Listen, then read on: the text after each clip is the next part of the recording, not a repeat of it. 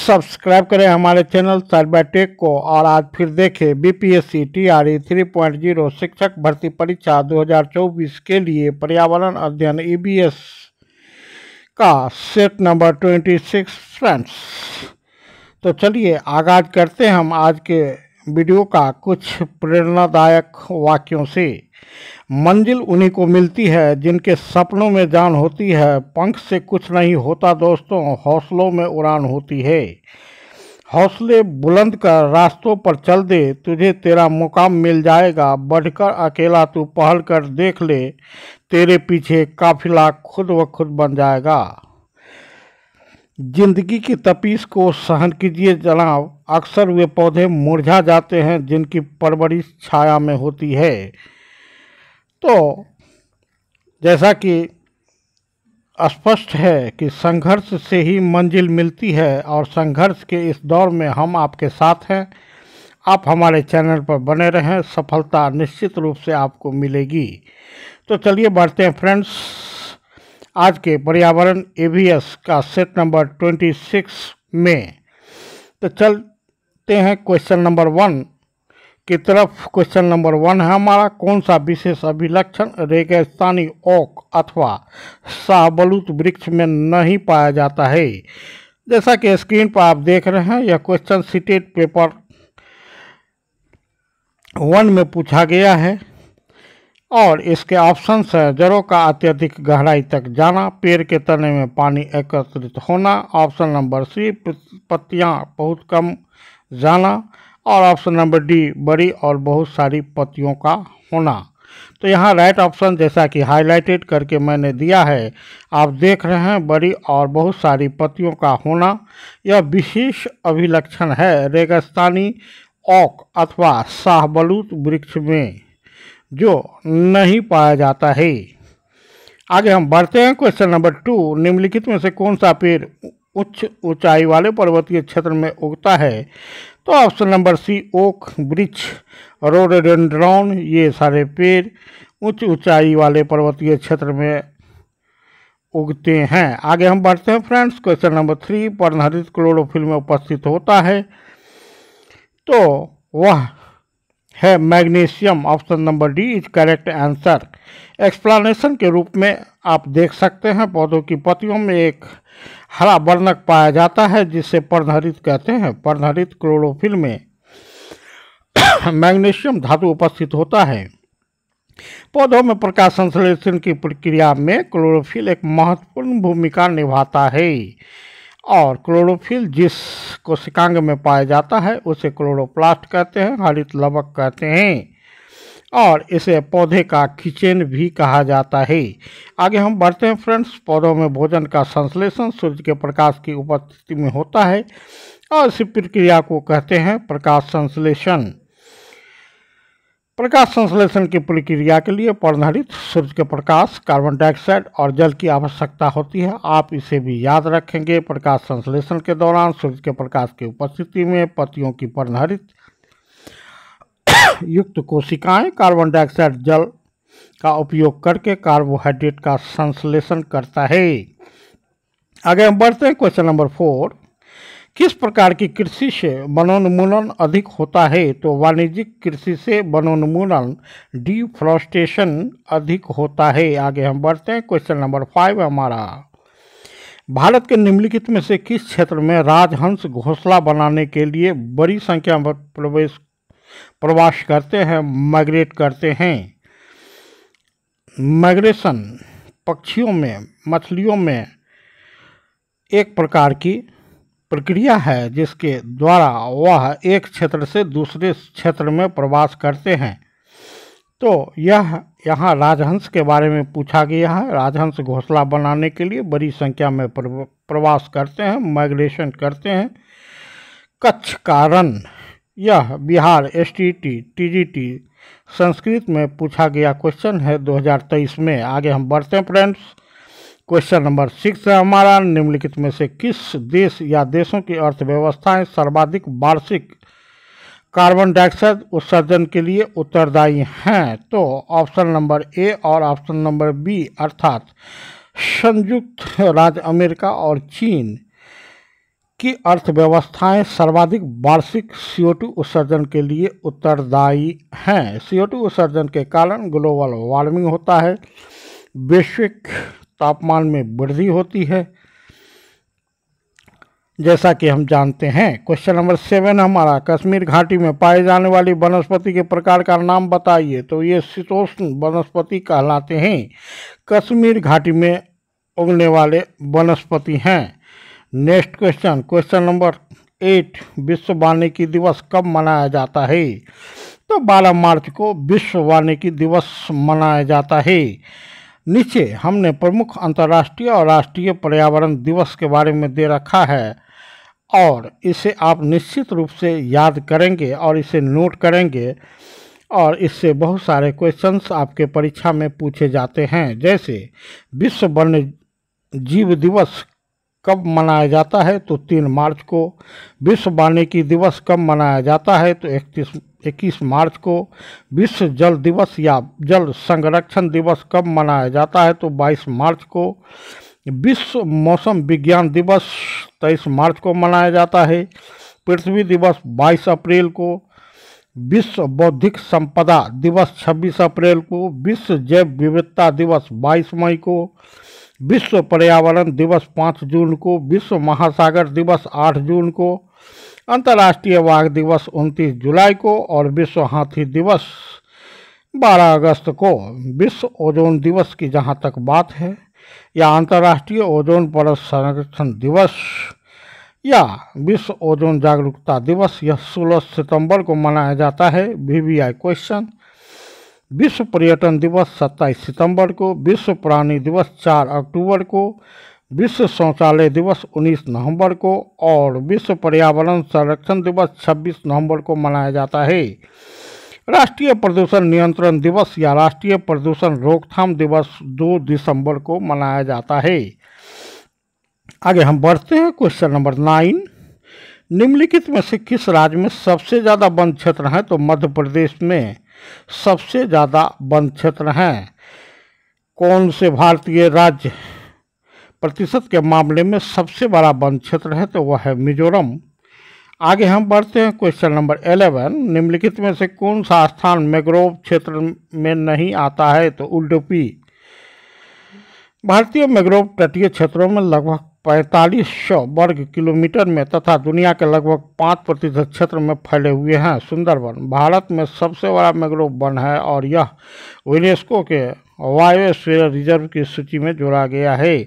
आप इसे भी याद रखेंगे। क्वेश्चन नंबर 12, बिहार राज्य के लोगों के लिए निम्नलिखित में से मधुमक्खी पालन कार्यक्रम आरंभ करने के वर्ष की सर्वश्रेष्ठ अवधि अक्टूबर से दिसंबर है। नेक्स्ट क्वेश्चन, क्वेश्चन नंबर 13, किंगरी विंगरी नीति माना क्या है? तो ये सभी दर्रे हैं।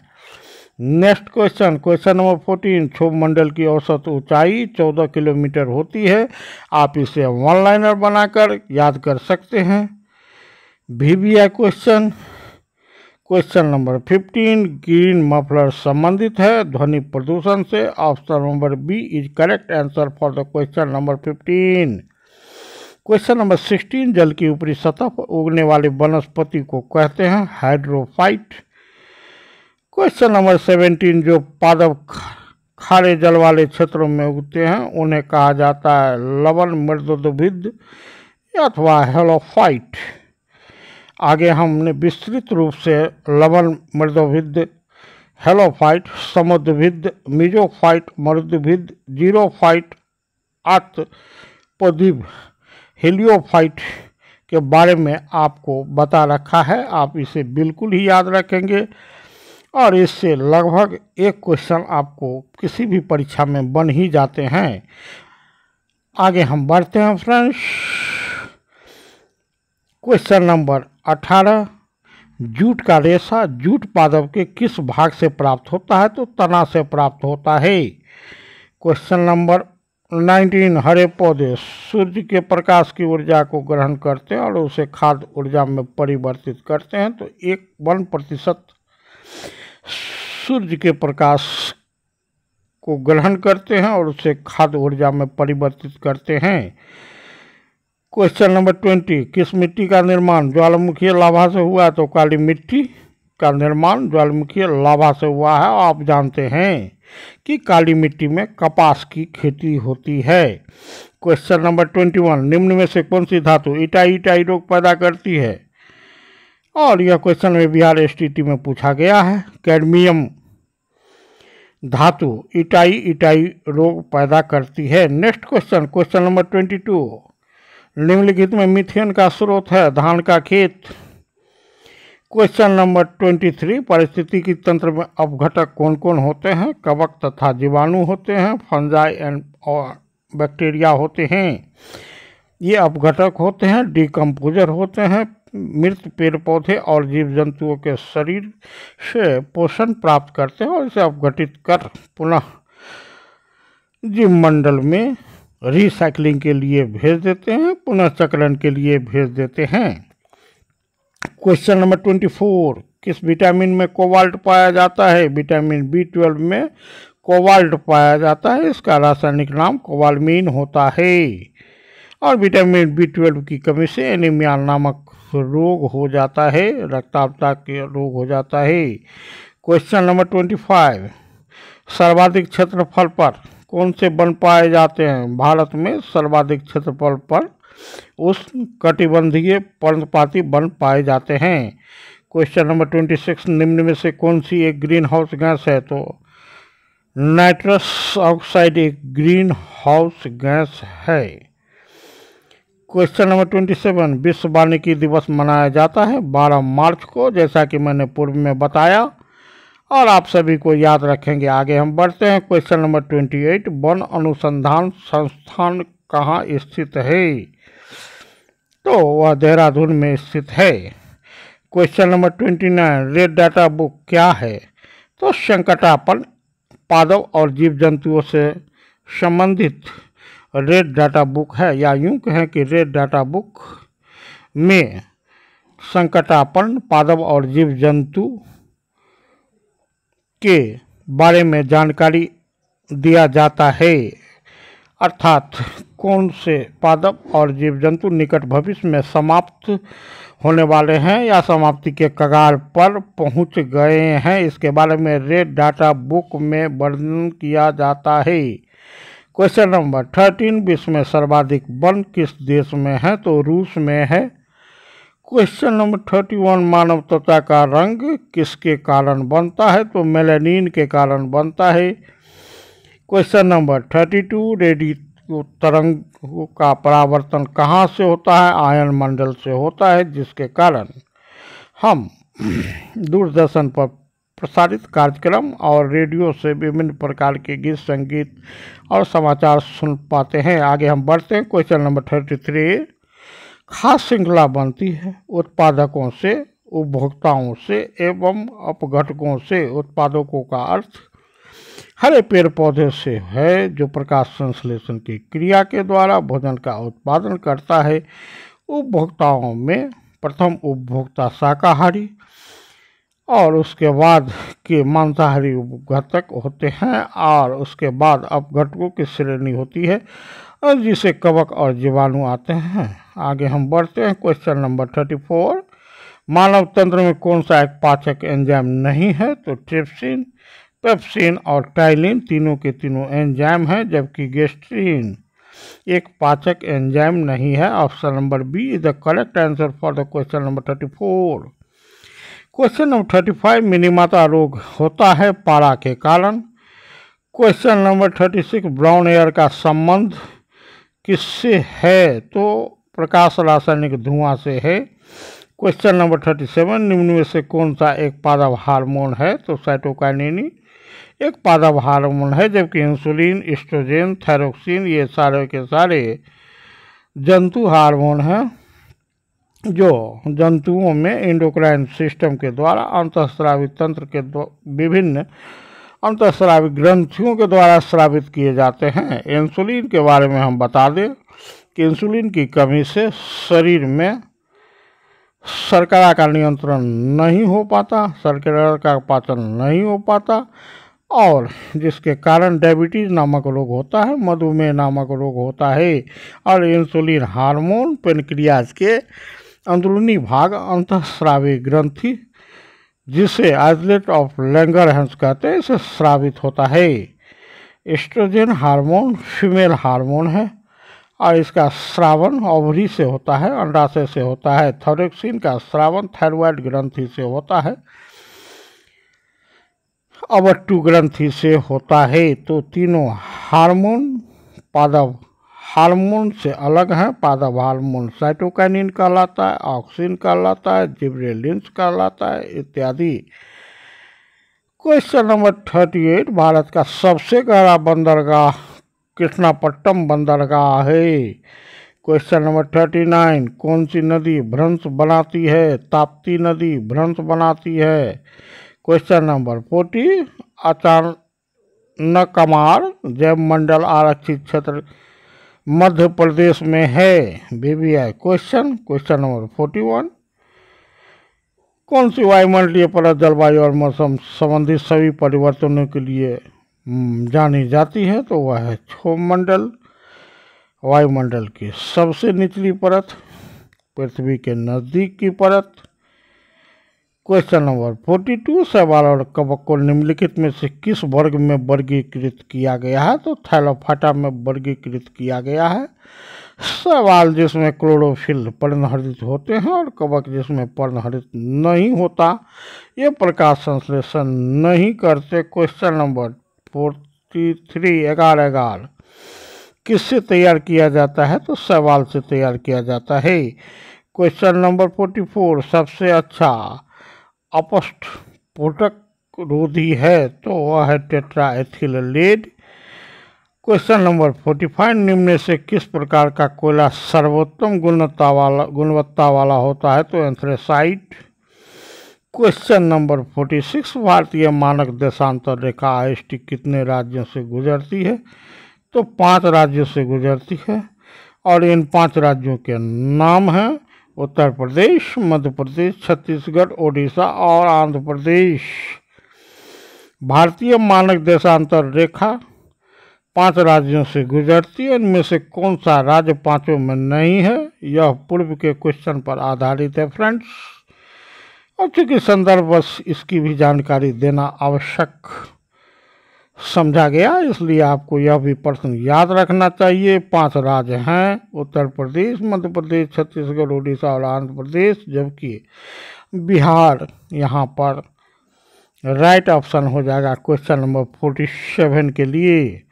क्वेश्चन नंबर 48 है हमारा, भारतीय मानक समय की गणना से गुजरने वाली देशांतर रेखा कहाँ से गुजरती है? तो 82 डिग्री 30 पूर्व इलाहाबाद से होकर गुजरती है। आगे हम बढ़ते हैं। क्वेश्चन नंबर नेक्स्ट है 49, कर्क रेखा भारत में कितने राज्यों से गुजरती है? तो 8 राज्यों से गुजरती है।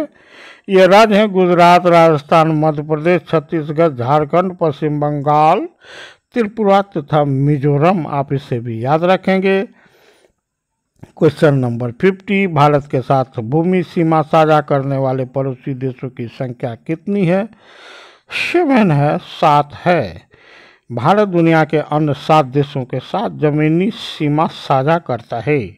भारत के साथ भूमि सीमा साझा करने वाले पड़ोसी देश हैं, अर्थात 7 देश हैं, चीन, भूटान, नेपाल, पाकिस्तान, अफगानिस्तान, बांग्लादेश और म्यांमार। क्वेश्चन नंबर 51, इस वीडियो का last question but BBI question, Bharat का निम्नलिखित में से कौन सा पड़ोसी देश भारत के साथ भूमि साझा नहीं करता? तो मालदीव नहीं करता। एक्सप्लेनेशन देखें।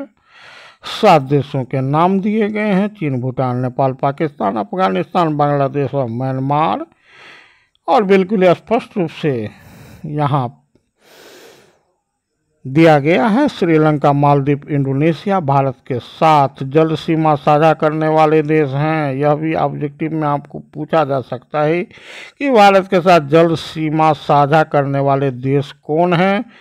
श्रीलंका, मालदीव और इंडोनेशिया। इसे आप याद रखेंगे। या फिर यह से पूछा जा गया है कि भारत के साथ जल सीमा साझा करने वाले देश हैं श्रीलंका, मालदीव और इंडोनेशिया, जो भारत के साथ ज़मीनी साझेदारी नहीं करते हैं। इसे भी याद रखें। चीन भारत के साथ सर्वाधिक भूमि साझा करने वाला देश है। भूटान सबसे कम सीमा साझा करने वाला छोटा देश है। बांग्लादेश के साथ भारत अधिकांश भूमि सीमा साझा करता है। अफगानिस्तान के साथ सबसे कम भूमि सीमा साझा करता है। और आज के वीडियो को हम यहीं विराम देते हैं और मिलते हैं अगले वीडियो में बहुत सारी जानकारी के साथ।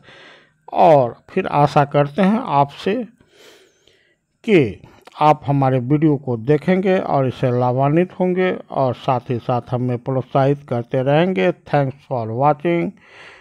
Good night.